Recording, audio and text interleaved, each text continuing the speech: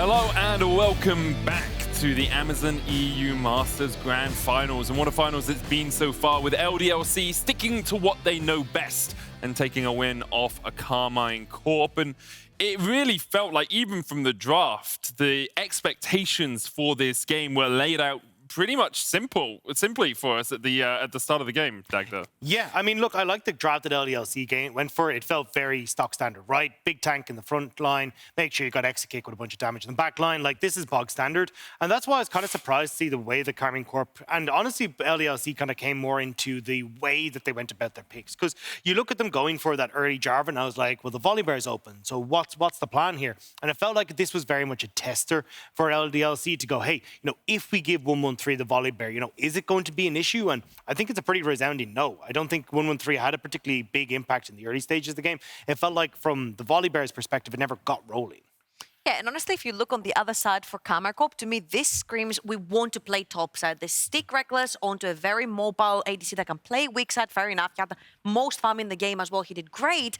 But then Hantera did never come really into play. SAKEN tried to make plays, but it felt a little bit disjointed with the rest. And I feel like allowing Ragner again on one of his tanks means that you cannot very easily punish that top side of the map. And it felt to me like this now wasn't the pick. Like, I was looking at this draft and going, why not go Camille? Camille was left open in the ban phase because they ended up going for the Darius as that second ban. I was like, Camille would fit perfectly here, right? You've already got good poke if you can manage it with the Azir and the LeBlanc. Then you can kind of get people a little bit squishy. You've got great dive then potential for the Camille and also the LeBlanc. And you only have one target, which is Exakick here. If Exakick is gone, like, where's the damage on this team coming from? It's non-existent. So you get the Aphelios side of the equation, then you can win the rest of the fight. But it just never felt like, SAKEN had the tools to assassinate the Aphelios by himself. I felt like a Camille could have done so much more here. I definitely agree with that. And I think, not yesterday, a couple of days ago, we heard from SAKEN after their victory.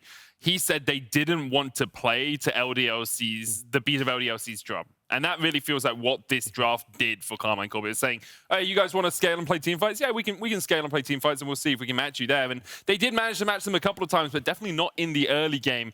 The early game, we saw actually Yike getting out to a huge lead. And partly this is because he picked up all the plate gold from the mid lane plates when the Rift Herald went down. And I think some of that obviously was intended to go onto Eika, but leads across the board for LDLC through the early game, even though there wasn't too much action. And I feel like Karmine Corp kind of played into their hands. They wanted to play early aggression towards the top side of the map, making sure that they use that LeBlanc power spike, with the Ludens to move into the river and potentially make a pick. But it just wasn't possible. And if LDLC just chilling in lane and just grabbing CS and getting these items, the later on the game goes, it's going to be much harder to fight them in their team fighting, which is like their strongest point. But this is also why I love Yike. Like, the way he pathed in this early stage was really impressive. You see him go for, the 3 cams into his blue, back onto Wolves, and then he's immediately in the mid lane as that wave is crashed. He's like, look, if you want to make a play, I'm here for the counter gang. Then initially runs the top side, shuts down Cabochard as he's trying to get the wave crash. It was super smart pathing from Yike that shut down the 2 pressure lanes that were available from Karmine Corp. And this is why you can see when we got to these fights that are happening on your screen, LDLC had enough of a gold lead. They had the protection for Exakick. They're able to turn them in their favor.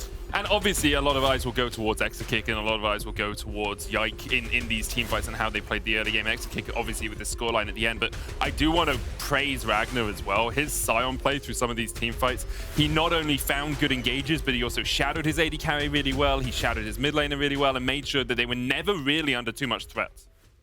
Yeah, I think the way that they were able to focus out throughout this game, not only for Ragnar looking exceptional, but also kind of the way they shut down the pressure that was coming across from Karmine Corp as well. Like, when you look at the 11-minute mark, right, you're thinking, oh, well, technically at the moment we're playing through the strong early to mid game of Karmine Corp where they're able to make stuff happen.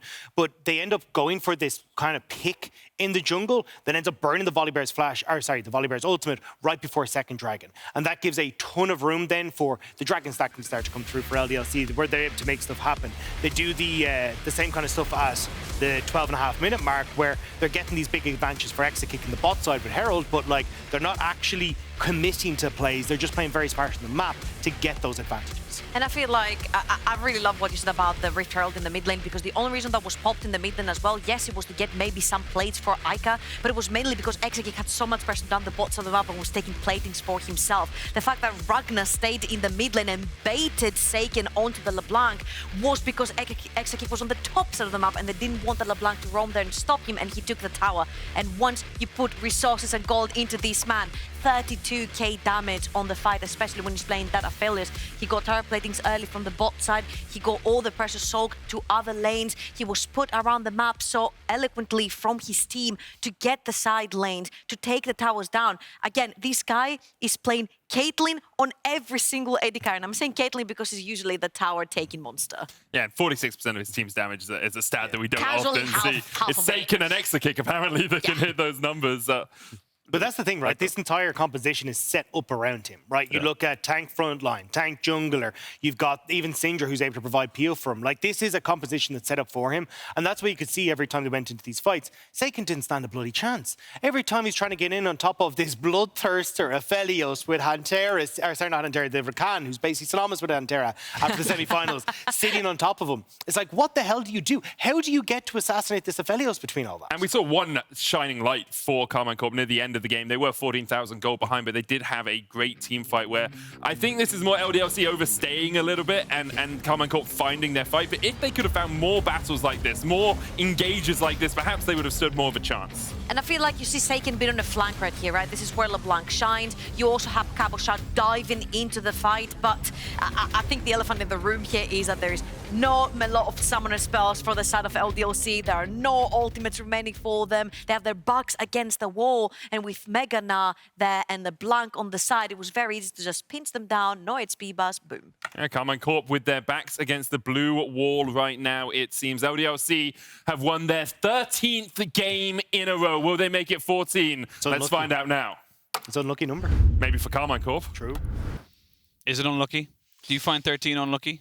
I think that LDLC have had no shortage of good luck, so I am not going to commit to that at all. I chose my number to be number 31 when I was playing football, because that was reversed. Did you right? like so listen was to the unlucky, Offspring? Now he's lucky. Was like all the girls say he's pretty fly for a white guy. That song is just like he was like he asked for a 13, but they drew a 31. We like to be auspicious. Fair enough. We like to be auspicious, but LDLC, I mean, look, that wasn't luck. That was just sheer great play from them. Particularly through that early game. They again neutralized what could have been very flippy, and it feels like they were just so comfortable in game one. That's kind of what brings us into the next conversation as well, right? Because in the semifinals with K-Corp against Vitality B, something they did when they reverse swept was that they understood how Vitality started winning games, that they were showing their own adaptability, and I think they need to show here, and I think a big aspect of that was scaling. Yeah, and a big thing now we're going to see is that with Karmine Corp losing that game one, they get side selection going into game two. They have opted into red sides. They have a little bit more in terms of the counter picks, but we talk about it a little bit as well of that Aphelios for Exakick. He's played it an awful lot, EMAS. He still gets it every time. That was his 8th pick of that champion. He has actually not played the Jinx. Didn't want to play that side of the matchup. I know that coming into the tournament, Aphelios Jinx is obviously very huge, but he's been so comfortable on that particular champion of the two. And it also feels like Karmine Corp and red side are put in such an annoying spot. Okay, actually LDLC, they still opt in to buy this area here. Xayah is now up instead. So KC, they're put in this position where it's either we let the Xayah come through, it'll probably be first pick. Wouldn't really be too bad considering that Aphelios is then taken away from Exakick, but he's been looking great on that as well. They actually opt in for still taking away the Yawn. Science still a champion, but that does leave open the Xayah.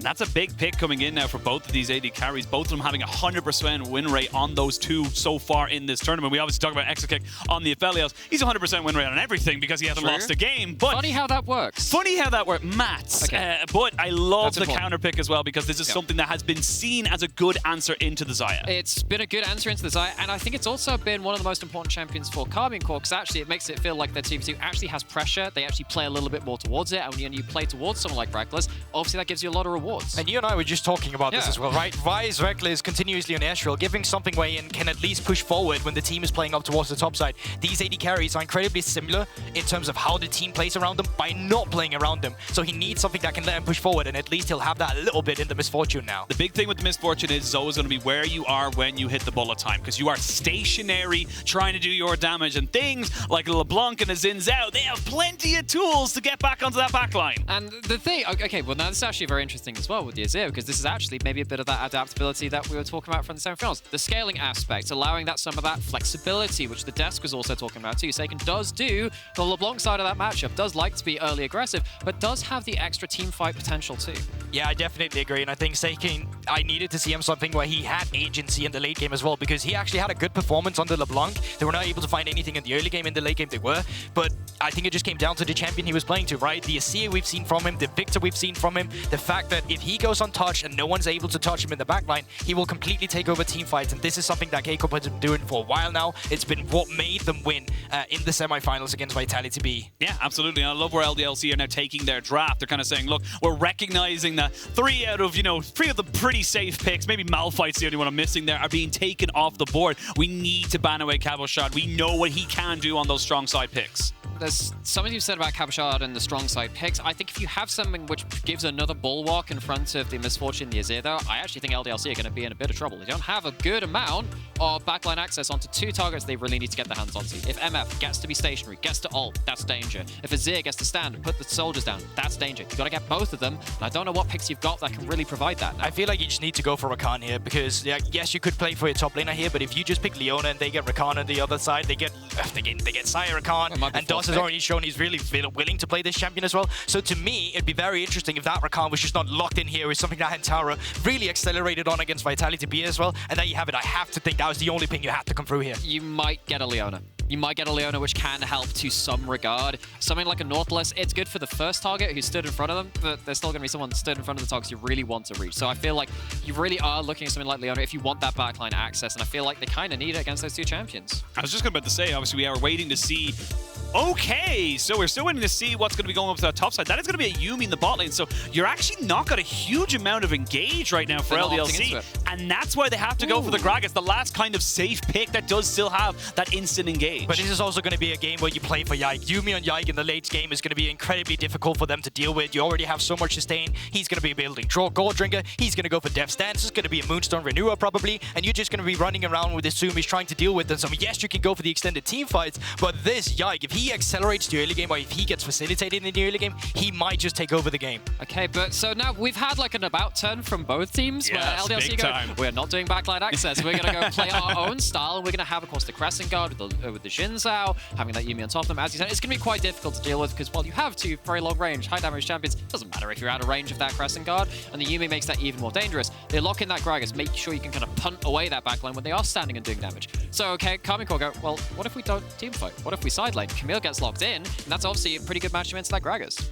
It's going to be a different win condition, and it's something, once again, we were talking about this. Why wasn't Capo on Camille instead if we wanted to go for a win condition into a tank? This time around, they opted into it, and I feel like K-Corp, they did show adaptation. It was something that we wanted to see from them. I think SAKEN on the Azir, great, it checks the box.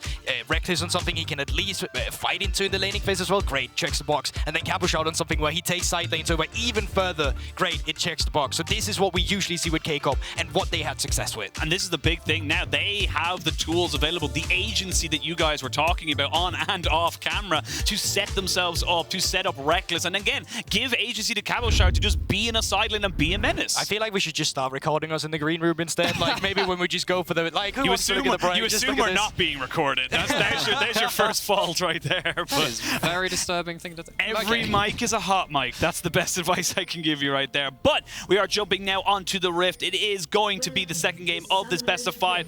LDLC, they got the first foot forward, but now Karmine Corp, they've come in with a new setup, and they're looking like they might try and go for something. They haven't seen him just yet. Exakick, did he see him? I don't know if he did. He's question mark picking. He didn't see them. I don't believe he actually saw them, but Karmine Corp, they're not 100% sure themselves. Okay, but that is the correct way to deal with the level 1. Never stand in that tri-brush. If you have someone that can fly over that wall, even if there's just someone with just straight line CC, you have to walk down to get out of that tri-brush and not directly away. It means that they get to close that distance kind of artificially, and it's just really, really dangerous. So Exakick pops their head out, goes back, safe stuff, but that does mean though his level 1 vision goes over to LDLC. They have better jungle information currently. Yeah, so the jungle tracking is going over to the favor of LDLC in the early game. And you know, once again, that's so pivotal when you play into a Jarvan. Knowing where he starts on the map, knowing where he paths, if you can counteract that, well, then you're set. I think Yike in the game just before, was really good at adapting his jungle pathing there. It was that long of an early game. Yeah, you're just like, I've aged. I can't do this. It's been 84 years, right? But he was really good at putting up towards the top side either. Well, pathing was really intelligent. This time around, though, they will know he's starting on the top side, will be making their way down towards the bottom side. Of course, you could view that from the Jarvan side. You could also view it from the Xayah side too, because you still have a lot of setup in your lanes, maybe not in bot lane, and we'll see what happens to this 2v2. Exakick and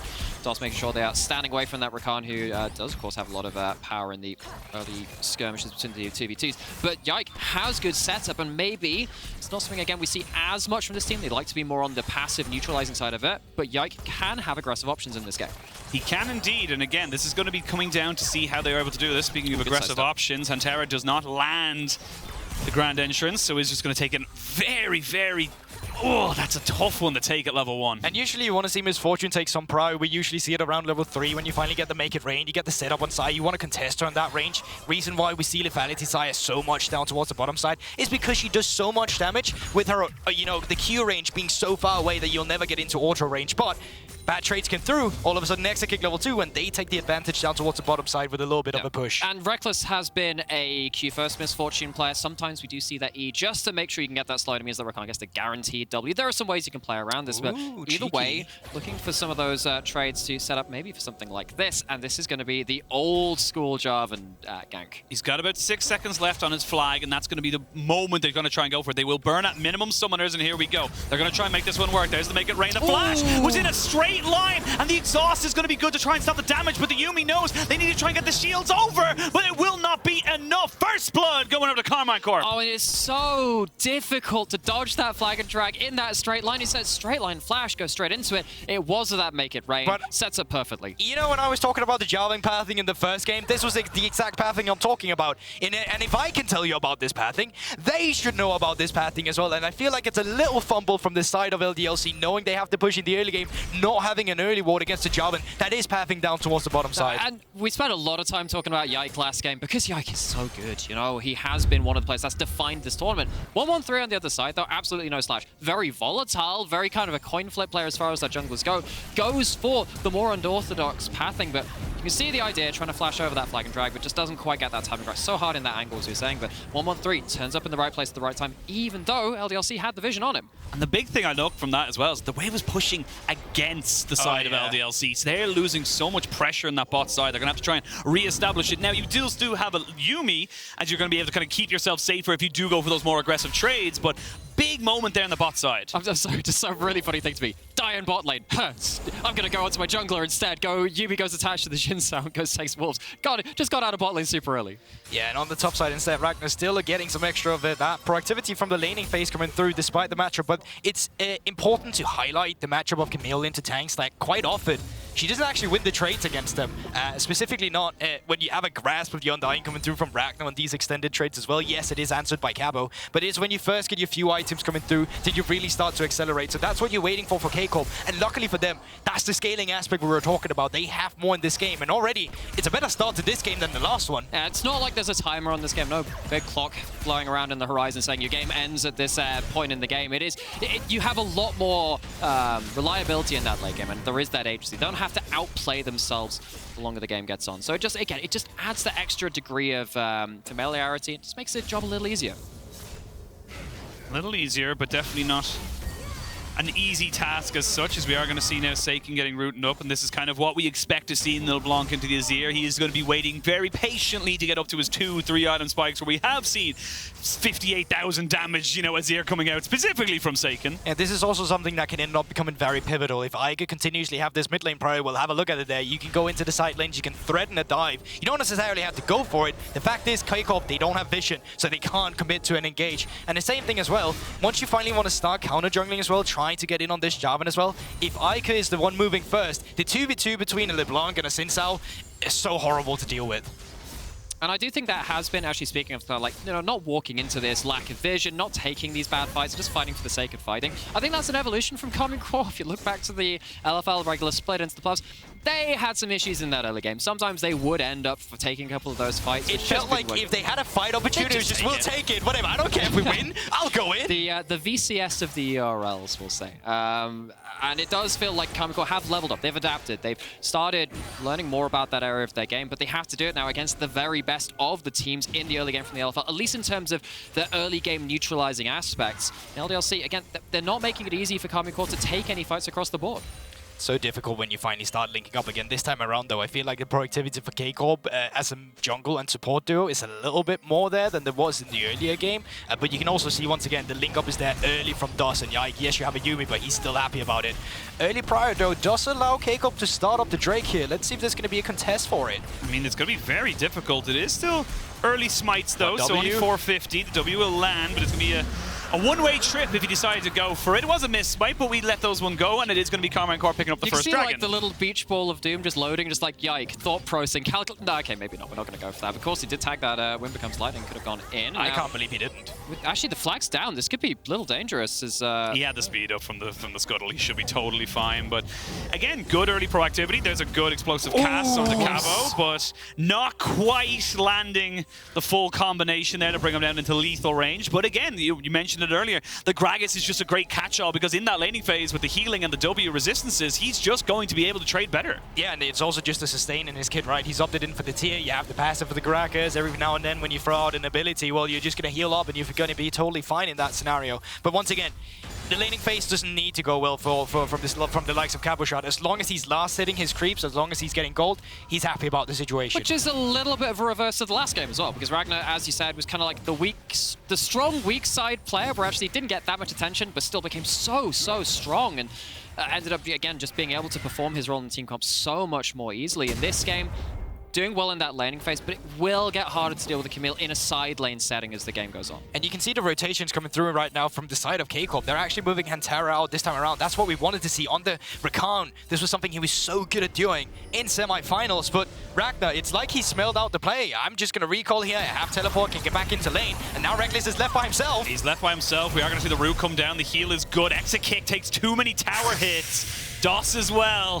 That's a 2v1, not really going in the favor of the side of LDLC, and that means a full topside control should go over to Karmine. And this is one of the ways we talk about Karmine Corp. They don't play towards Rekkles, they play towards topside, and they're both there. Here we go, the flash has already been used. He doesn't have his ultimate either. Remember, he used it earlier, and that's the topside play we wanted to see. Then they get the ultimate out coming in from 113. He gets flashed upon as Yike tries to follow him off with the Crescent Guard, but now it's gone, it's dead, it's buried. He will not land the little extra. Yes, he will! The red buff is good enough, and in a 3v2, it's still 2-for-1 in favor of Karmine. And that's it. All chat support difference coming through. The fact that Hantera is there, but DOS is down towards the bot side, only failing on a dive is the big pivotal moment, and SAKEN, he's here to punish as well. You don't have level 6 yet onto DOS, but that's a lot of damage yet. Get out of here. that was like literally two birds. One was like kind of like a pigeon, the other one was an eagle, and the pigeon realized real quick he needed to back away. And the pigeon had no ultimate, doesn't have the Emperor's Divide. I was like, oh my gosh, this could be disastrous. Losing on both sides of the map, getting that cross map working for both sides of the map would have been huge, but SAKEN didn't have the exact ability to really shut down that two-man unit, but 113's here now to maybe finish off that job. And they have no vision. Yeah, they have no vision, but they also don't have the Cataclysm, so Exakick still has flash, and with the extra little bit of healing, he's going to have to flash away. We'll get the root down. That's going to be a little bit damage traded back here as DOS pops down the exhaust. You lose a lot of summoners here for what could have been a pretty decent trade for LDLC. It's just seemed like, again, Karmine Corp have come to play. And I get the idea of, okay, we have flash, we're going to have all these feathers, but I mean, it's early enough into the game that Jarvan is still fairly tanky, has built up early HP, a little bit of early armor, and it feels like Exakick and DOS, I mean, for me, Exakick has been a player that has succeeded, again, when the pressure hasn't been entirely around their lane. There might be some pressure heading towards mid as both top laners maybe looking for an angle, but they choose to back away.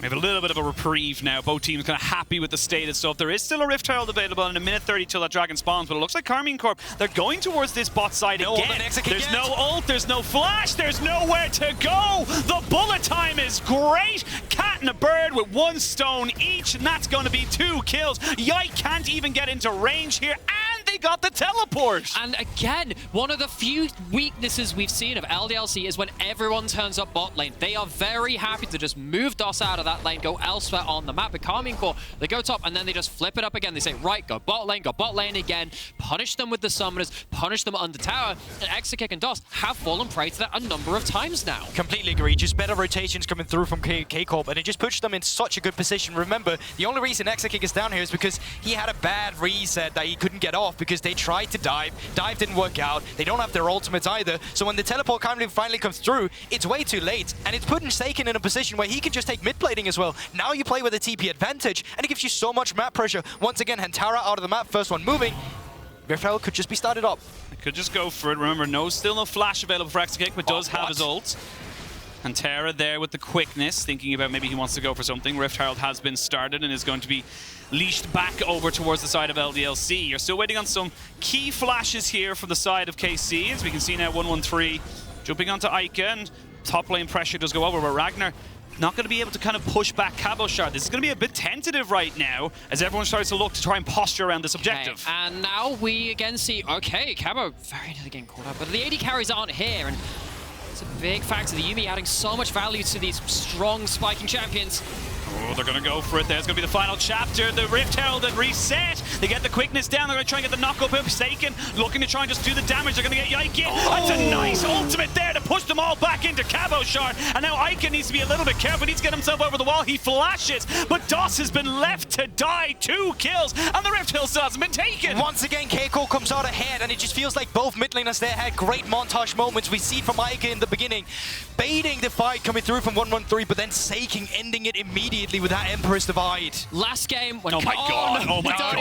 Guys. I've been here before with Karmine Corp, where they let an objective constantly reset. But again, they still come out of the fight. They still get what they wanted, which is basically just gold. It's gold, and it feels like last game when they were looking for those engages, it felt desperate. It felt ill-considered. They didn't find the targets they wanted to, and they got punished for it. This time, they are so much clearer about what they do. Yeah, Eika does break 113's ankles on that first play, has the Yuumi ult on top of it, but then, okay, that's one of your ultimates down. You don't have any burst left in your LeBlanc because you've used that Mimic.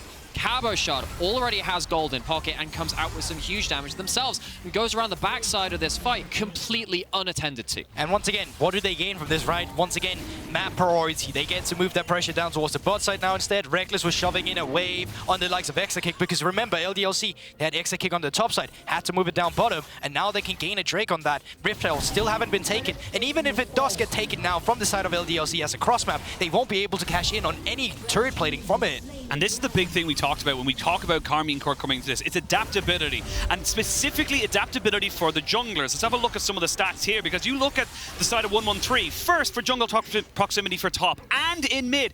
He is 15th for bot lane, and where have they been focusing? And somehow, I mean, they had a little bit of that top side, and then it was bot, and then it was bot again. And again, it's just this ability for Karmine Corp to learn those lessons. First game, didn't really do that. Maybe they had to start over a little bit again because those semifinals were a big learning experience for them. But in this game, again, they've gone and reassessed. They've found out where they want to play around the map, at least in this game. And it feels like, again, they understand their position in this game a lot better than they did the last time they were on the road. And look how more comfortable they look at it as well. Yes, the game pace is slowing down a little bit from both teams now that we're just waiting for another objective, but they're fine with it this time around for K-Corp. Exactly.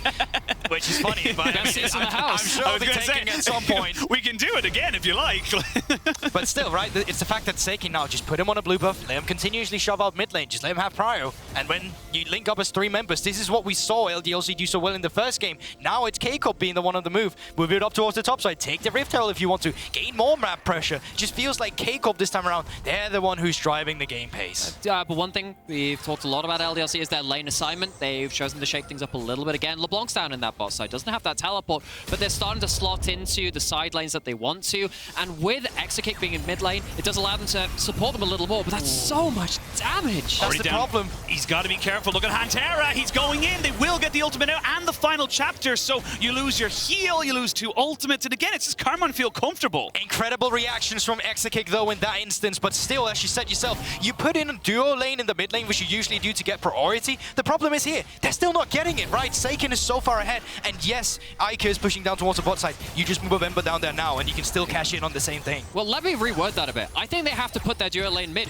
to protect them. Ooh. It's not about priority. Again, they're getting absolutely brutalized when they're up against this misfortune, up and against SAKEN in here too. The Herald summoned in, and LDLC, they bring them mid and achieve so little with it. And what a flip as well, considering the game 1 we saw LDLC calm, cool, collected, in control, knew where and when they wanted to fight, but now the game's kind of been flipped a little bit. You're looking at a 4-0 Cabochard on that top side. That Camille is going to become uncontainable in about an item or so, and it's going to be accelerated if they can get any more fights. Yeah, you're completely right. But let's try and look at some of the positives, at least then from LDLC. Yike did just break open the bot side of the turret. He is still ahead against SAKEN on this LeBlanc. He's a level ahead currently. He just finished up the Luden's Echo. You still have great skirmish potential as well. If you can catch someone with the chain, you have great 2v2 with Yike and Eika. The problem is, game state currently doesn't really allow it. And as you said yourself as well, Cabochard, he's going to be opening up the map as well. He picked up the top turret, could just put him down towards the bottom side, have him shadow SAKEN, because there's no map prior that you need to address right now. Exactly, but you have to be shadowing SAKEN, because I think there is a moment of weakness here. When Azir is in a side lane, it's really not where he wants to be. He's very vulnerable at that point, particularly when you do have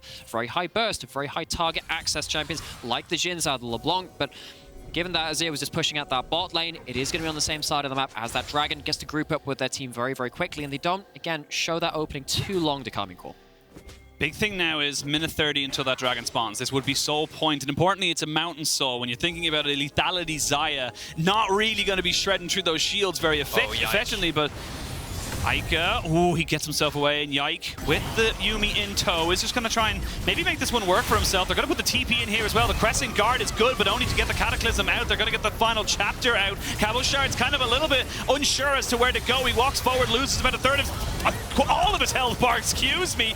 They will get Exakick's ultimate, and then Karmine Corp, they go a bit too far aggressive. What? I don't understand what the play was. I don't either, and I'm not sure Karmine Corp do as well.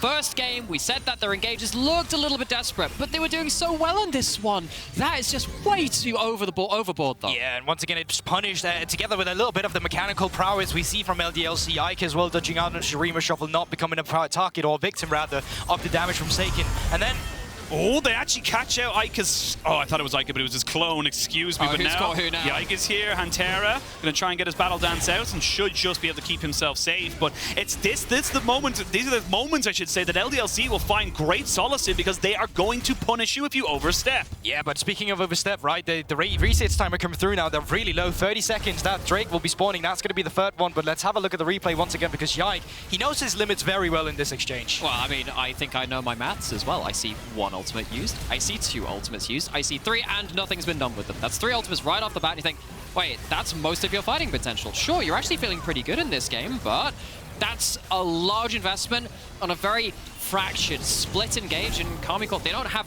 that degree of freedom to play these fights just yet. And the only positive from that particular passage of play for Karmine Corp is that it was so much earlier than the Dragon. They were able to reset, garner control, stop some of those backs, and they do get themselves on the soul point. I feel like LDLC, they could have just stopped chasing a little bit there. They could have reset beforehand as well. They got a little overzealous in terms of getting a favorable wave state. They didn't really take into account that when Drake is actually spawning, but that is the win condition for K-Corp. You know, we still love the scaling they have in their team composition. We love that they have a team fighting composition as well. If they want to, remember, Camille still can be very good at team fighting, especially if she's jumping in together with all the members like the Rakan and like the Jarvan, and they're still excelling that map pressure here. So yes, one favorable trade coming through from LDLC, but K-Corp still driving the lead. Yeah, and though there's, I mean, they're just focusing hard on bot side. Ragner doesn't have the ult anymore. No, he does not, but they do have the explosive gas coming out now. There's going to be the Cataclysm just to save everybody, because the TP comes in. You've got the Yuumi there. Cabochard is going to be stunned up just a little bit. You've got Hantera trying to come in and try and save his teammates as he gets the quickness down. Doesn't quite land it on the 2 carries that he really wants it to be,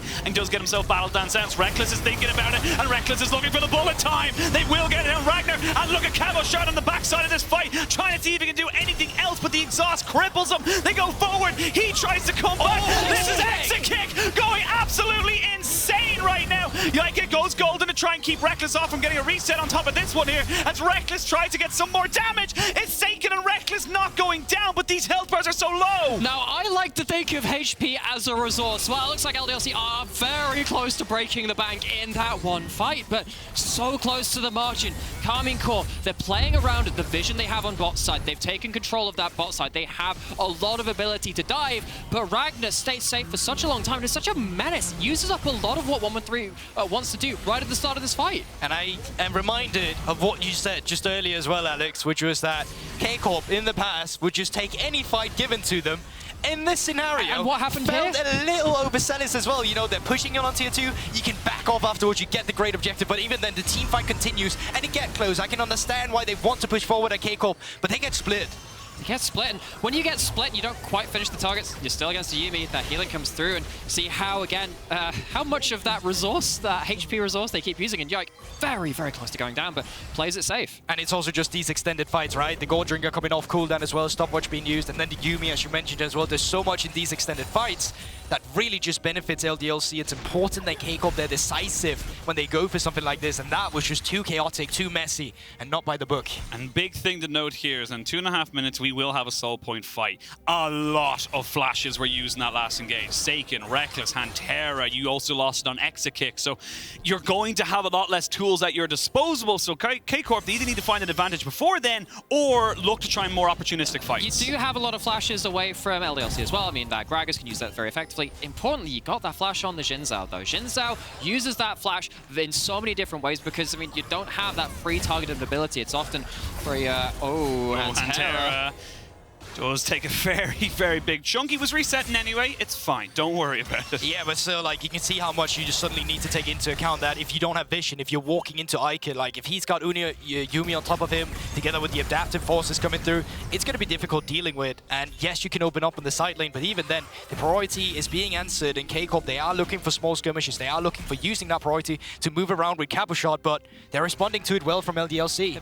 How much can they use that in the next minute and a half? Because currently, I've looked out on that minimap, there are no wards on the other side of the map. In fact, I lie, they've just been cleared out, but you can see the vision on the other side of the map for LDLC. It's not holding, you're not able to defend it, and Karmine Corp, they still have to push largely across the rift, and LDLC, they're going to have to take, again, what feels like an even to uneven footing for themselves coming into this Dragon fight. They don't have the best approach to it currently. Dragon fight in just over a minute's time. So Goldberg, set me up here. What do you want to see from LDLC to contest this? Because they have to contest this, you feel. Otherwise, they're just never going to be able to win a side lane ever again. I feel like in the beginning, it's up to Eika to create some disrupting, right? If you can find members split off again and you can start these messy skirmishes, you have to Yuumi, you have to Xin Zhao as well. And once again with the Goldringer, we just saw it beforehand. Vision control, double pinks. It just gave over some a little bit gold here, but there you go. Pressure came out from the side of K-Corp, then they reset here through, and now it's onto LDLC. They can actually take a lot of this back as well. And from the side of K-Corp, we want to just see that instant engage, hit all of them, and just clean it up. Okay, but can they do that now? They've lost their vision. They chose resets over that presence in the river, and now look at that LeBlanc. Look at what you can do with an extra 30 seconds, an extra minute. Look at the damage that's going through. Be very, very careful. There is a TP for Ragner as he starts to waddle his way back onto the map. The vision is being cleared away, but it is still in favor of LDLC. Remember, K-Corp, you put yourself on 3 dragons. You don't have to fight for this if you don't feel like it, but I feel like they're going to be feeling a bit antsy. You've got a stopwatch here for both the Xayah and the Azir. He's about to make a look at Hantera by himself to lose almost all of his HP. We asked LDLC, what are you going to do with LeBlanc when you've got this free time? Turns out you're going to take most of the Rakan's HP. No, he needs to be careful. They did spot him there with the Scryer's Orb to try and make sure he does not get a free flank, but here we go. Dragon going to be burst down here by the side of LDLC alongside it. There go the bullet time. It's secured. That's Mountain Soul now for the side of K-Corp as we go golden here from SAKEN. He uses the stopwatch and gets himself back into safety. There's going to be the Cataclysm, but no one can really follow up from K-Corp, and they're going to use that as the sign to just retreat. That's Jungler down as well. They can continue on the engage if they want to. Baron might be on the cards afterwards as well. Let's see how K-Corp play this one's out. This one's going to be hard. You've got the Shurima's Legacy there, so it's going to be very difficult to actually try and get this one here. Cabochard's thinking about it, and now you're separated as LDLC. They're going to go straight on top of this fight right now. They're going to wait for the Crescent Guard to come in. There's the Shurima Shuffle, and they get a shut down onto Yike. They're looking for the fight to re-engage this one, but Cabo, I don't really know if you want to go for it. It's Eika looking for the backside, but he can't get the damage. They block forward with the Gragas, and SAKEN finally goes down. We will see Exakick pushing forward with the ultimate, but they only get one more. And LDLC, they get the jungler first. Normally that means, right, that's Baron time. We can go towards it. Cabo. Oh, he nearly gets himself the kill there. Doss was off on the side, though. And again, LeBlanc very difficult to kill. But K-Corp, you're still going to be happy. That's the other part of the whole fight there, because you get the jungler, but there's threat left on the table. The Camille can make a mess of you. So can SAKEN. So can Rekkles. They didn't feel like they could go towards that Baron, so they go a little bit more greedy. They look for more. They just can't find it. Karmine Corp played the split fight well. Yeah, but this already has so much value in terms of the itemization coming through from K-Corp, right? You already take a look at the inventory history of SAKEN. He's got that Banshee as well on the side of 113, coming in with those tanky stats as well. Even things like just Merc Shreds is going to start piling up, and that's something that the likes of LeBlanc really hate. She's all about that one-shot. She's about getting that pet, even with a lethality Xayah as well. We're going to see another fight coming in. Rekkles, and going to be a TP coming in as well. They're going to see the bullet time going over the top side. It's going to separate the team fight, but Doss will pick up a kill there onto the Jarvan. Now you need to see if Ragner can survive this one. He's very tanky, but is he tanky enough? Exakick's kind of free hitting right now as he pushes forward. Oh, SAKEN gets Eika over the wall with the ultimate, but he has to go golden straight away. It's a very scrappy fight, but Cabochard finally joins it and finally able to do some damage. Rekkles is still healthy, but look at this damage from the Xayah. Exakick is the carry. Exakick is the man you want, and Exakick is popping off. He's pushing forward, and they're getting all the damage they could possibly want. How LDLC winning these fights? They can continue on Hantera. Their jungler is dead, but maybe they can still go for the Baron instead. No one wanting he will be spawning, but either way, LDLC in a fight against K-Corp where they have the Mountain Soul come out on top. And we've talked about, this is a team that goes towards the early game and they just neutralize, they eventually out-team fight you. You know the other magical bit about this team from the LFL? They always find a way to win. They always do, but this is a bit of a flip now. Baron down to about 7,000 HP. They're going to try and still go for it. Who's going to tank? Yeah, you got to figure out who's going to be tanking this, or do you even need to right now? It's 113. He's just trying to keep himself alive. Baron down to about 4,000 HP. They just need to wait because Yike can just get the damage down. Baron is secured, and what feels like everything going in favor of Karmine straight away flipped on its head. And this is why LDLC is undefeated. We've talked about it so many times. Yes, the likes of their early games is unrivaled, but even when they fall behind, they find ways to stay competitive in these games, and it comes from these beautiful team fights. And it feels like this is the kind of fight where you're in a choke point versus a Misfortune versus an Azir. This should be the correct terrain to fight around. But LDLC, they don't just funnel in absent-mindedly. They find a way to make use of these stopwatches, find a way to make use of the split fight, and the Yuumi gets so much value. Again, you look at Cabochard coming in with huge damage on the Camille, but just can't finish anyone off. And then let's talk about Exakick, right? What a guy on the Xayah as well. It really talks about why he's getting so many resources. Well, he's not. That's the thing, right? That he's not getting from the team. Especially and not he in this still game. does so well with that limited amount. And that's just crazy to think about. The damage is going to be completely insane for him after this game as well, just due to the fact of how much he's been able to poke them out in these extended fights.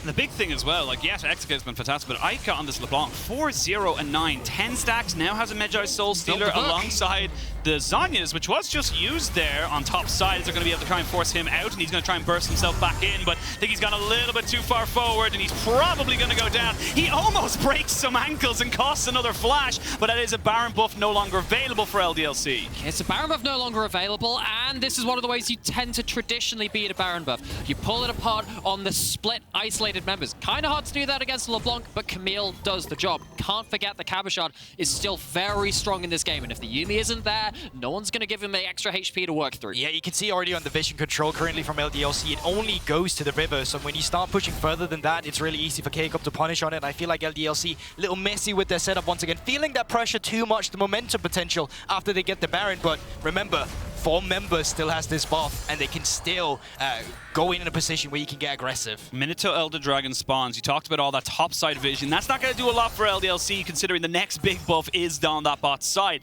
Important to note as well, before we get into the logistics of it, there is a second stopwatch here for Yike. He's going to have stopwatch and Zhanyas for the next fight. You also have a stopwatch for Cabochard, so we're going to start to see now which of these teams hit breaking point, and it's going to be about execution and also just not making a mistake. It's that particularly on the LeBlanc. It's just a way to make sure that Misfortune, even in the worst situation where the LeBlanc is stuck kind of eating it, is going to get less value. Again, these teams executing to such a high level in these team fights to make sure that the big carries aren't getting optimum value. And seeing the setup once more, mid-prio, cheap by LDLC, but what's that going to mean? Ooh, they thought about it there. Cabochard was thinking about using the Hextech Ultimatum. Yike takes a huge chunk. So remember, he still has double stasis, so he should be fine. And then mid-push is going to be pretty big as well. So LDLC will have that available to them. Yike trying to burst out 113 down to below a half of his HP.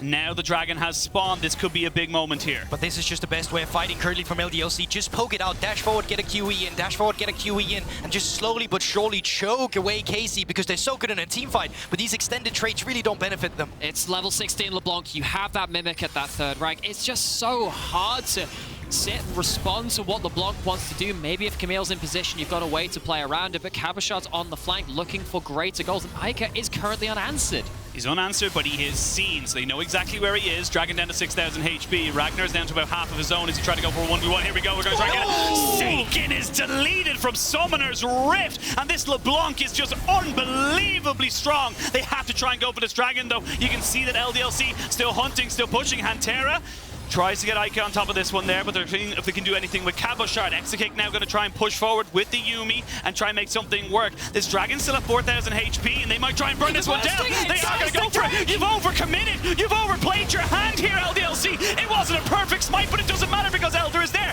Now, here comes the ensuing fight. The final chapter is not going to be enough, but at the end of it all, we are going to see LDLC just fumbling the Dragon fight, and I'm not quite sure how you do that. But the snap decision-making from Karmine Corp, absolutely on point. Who needs to damage those champions? Fire the main, fire the bullet time right across the Dragon. Oh, they got exhaust. They can go for this one here. Cabochard does get the Hextech ultimatum off. He has got a stopwatch available to him should he need it. They're going to try and get SAKEN here. SAKEN goes back on the backside, and that's huge for Karmine. They are being blown apart by the Elder Drake. Exakick will get a kill off on the backside, but it does not matter.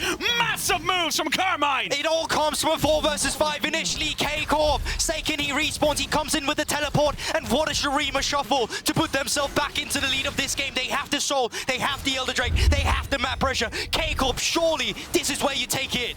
And on the largest stage in the ERL system, we have to talk about the huge pressure on these players. Comes down to these kind of moments. Comes down to that super late game, blink and you miss it, decision-making scenarios. In LDLC, I thought they had the better end of this. I thought, look, you got that LeBlanc doing huge damage, taking out one person. Numbers advantage, sweet. The Jarvan slow as well. Look for the pick, but Karmine Corp, the snap decision-making, understanding LDLC, they have distance way too far and take the Dragon, take the fight after. So clutch. And this could be the first loss of LDLC after the back of this team fight coming through. K-Corp showing up against not necessarily their rivals, but who they were, you know, completely dumpstered by in the LFL playoffs, going 3-0 against them, locking them down to the lower bracket. This is K-Corp who's shown up to fight. This is what we lacked in the first game. With 40 seconds left on this Elder buff, you are going to see them now fully set up and ready around this Baron. You imagine it's just a formality at this point. No real chance for LDLC to come in and contest. And with an Azir alongside a Camille, this should be a pretty easy worm to kill. And you have to mention those champions again, not just because of the state they're in now, but also because you've taken that Elder, you're taking the Dragon. You still have a lot of Outstars remaining. Even though LDLC were looking for something that you can see that the longer this game goes, the more these terrifying carries get on the table. But this also just speaks to the playstyle of LDLC. Who walks up to contest the Baron against a team who's so designed for team fighting with Elder Drake? Only a team like them will do it. What's been giving them the victories, the fact that they'll never back down. But in this game, it feels like it's kind of what costing them at the same time a little bit. Come back in, they're going to be able to take a lot of these outer towers, a lot of standing gold. It is still ascending in terms of the gold lead for Karmine Corp. We're at 34 minutes, nearly 35. It doesn't mean that much, but they do drop the Shurima's Legacy, and they lose the Elder Dragon buff. Now, what can you do with this one here? You've got Cabochard with TP, pushing in that mid lane, trying to be a nuisance of himself, but Eika needs to be very careful. Yes, you have a Yuumi, but if you lose your health bar in one shot, it does not matter. And you know, Karmine Corp, the one game they lost in their quarterfinals looked a little like this, in the lead, pushing down this top lane inhibitor, but they had found a way to get flanked. They found a way to get absolutely blasted off the rift. Now they're playing around Cabochard on this mid lane, has GA very happy to go push that in. Oh, here we go. They're going to go for it. They're trying to get the Crescent Guard down to 1-1-3, but Explosive Cast is perfect to stop the bullet time. We're going to see them try and jump on the SAKEN, but SAKEN is just too big. Triple kill for SAKEN. Maybe even a quadra kill. And you know what? We might as well try and give him the Penta. He's going to go all the way underneath the towers, but he shall not get it. Cabochard wanted to make sure it was secured, and that is going to be the first loss for the LFL champions at the Amazon EU Masters. Absolutely huge from K-Corp. They defeat their demons. They show up against LDLC, hand them their first loss. And ladies and gentlemen, what do we have?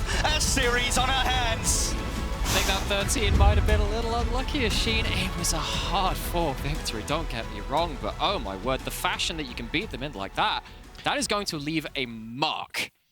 I mean, it's just going to kind of pull a lot into question. You know, how were they able to respond to the draft that Karmine Corp put out? And again, we love the ideas that came out from Karmine Corp because it's exactly what they needed considering their loss in game 1. I feel like this is exactly what we wanted to see from them, and now it's onto LDLC, right? Because we've never had to see adaptability from LDLC. We've never had to see them go for it.